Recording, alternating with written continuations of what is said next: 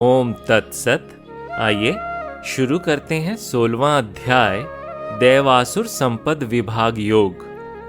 श्री भगवान यानी श्री कृष्ण कहते हैं, अभय, अंतःकरण की शुद्धि, ज्ञान योग में दृढ़ स्थिति, दान, दम, यज्ञ, स्वाध्याय, तप, आर्जव, अहिंसा, सत्य, क्रोध का अभाव, त्याग, शांति, अपैशुनम यानी किसी की निंदा ना करना, भूत मात्र या प्राणी मात्र के प्रति दया, अलोलुपता, मार्दव यानी कोमलता, लज्जा, अचंचलता।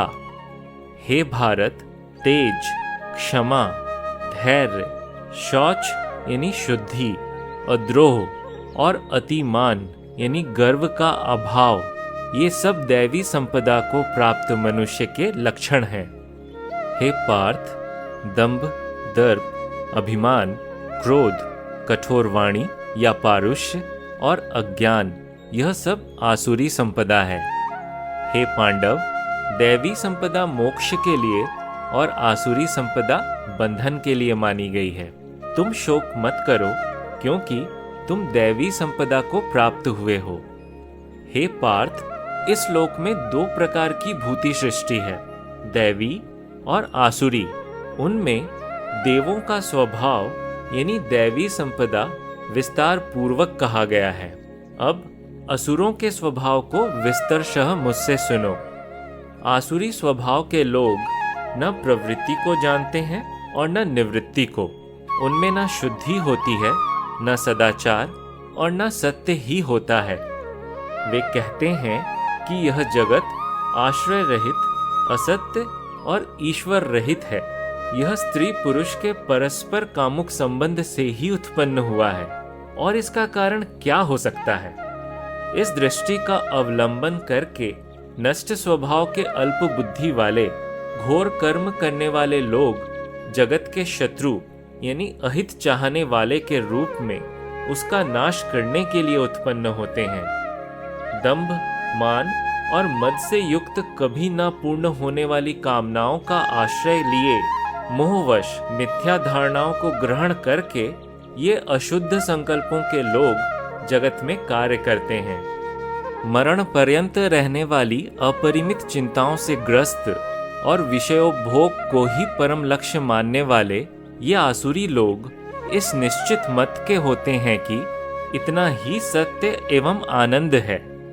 सैकड़ों आशा पाशों से बंधे हुए काम और क्रोध के वश में ये लोग विषय भोगों की पूर्ति के लिए अन्याय पूर्वक धन का संग्रह करने के लिए चेष्टा करते हैं।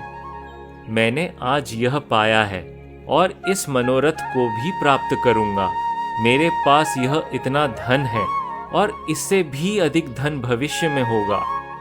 यह शत्रु मेरे द्वारा मारा गया है और दूसरे शत्रुओं को भी मैं मारूंगा। मैं ईश्वर हूँ और भोगी हूँ। मैं सिद्ध पुरुष हूँ। मैं बलवान और सुखी हूँ। मैं धनवान और श्रेष्ठ कुल में जन्मा हूँ। मेरे समान दूसरा कौन है? मैं यज्ञ करूँगा, मैं दान दूंगा, मैं मौज करूँगा। इस प्रकार के अज्ञान से वे मोहित होते हैं। अनेक प्रकार से भ्रमित चित्त वाले, मोह जाल में फंसे तथा विषय भोगों में आसक्त ये लोग घोर अपवित्र नरक में गिरते हैं। अपने आप को ही श्रेष्ठ मानने वाले, स्तब्ध या गर्व युक्त, धन और मान के मद से युक्त लोग शास्त्र विधि से रहित केवल नाम मात्र के यज्ञों द्वारा दंभ पूर्वक यजन करते हैं। अहंकार, बल, दर्प, काम और क्रोध के वशीभूत हुए पर निंदा करने वाले ये लोग अपने और दूसरों के शरीर में स्थित मुझ परमात्मा से द्वेष करने वाले होते हैं। ऐसे उन द्वेष करने वाले क्रूर कर्मी और नराधमों को मैं संसार में बारंबार यानी अजस्त्रम आसुरी योनियों में ही गिराता हूँ, अर्थात उत्पन्न करता हूँ। हे कौन्तेय अर्जुन, वे मूढ़ मनुष्य जन्म जन्मांतर में आसुरी योनि को प्राप्त होते हैं और इस प्रकार मुझे प्राप्त ना होकर अधम गति को प्राप्त होते हैं। काम, क्रोध और लोभ ये आत्मनाश के त्रिविध द्वार हैं। इसलिए इन तीनों को त्याग देना चाहिए। हे कौन्तेय अर्जुन, नरक के इन तीनों द्वारों से विमुक्त मनुष्य अपने कल्याण के साधन का आचरण करता है और इस प्रकार परागति को प्राप्त होता है।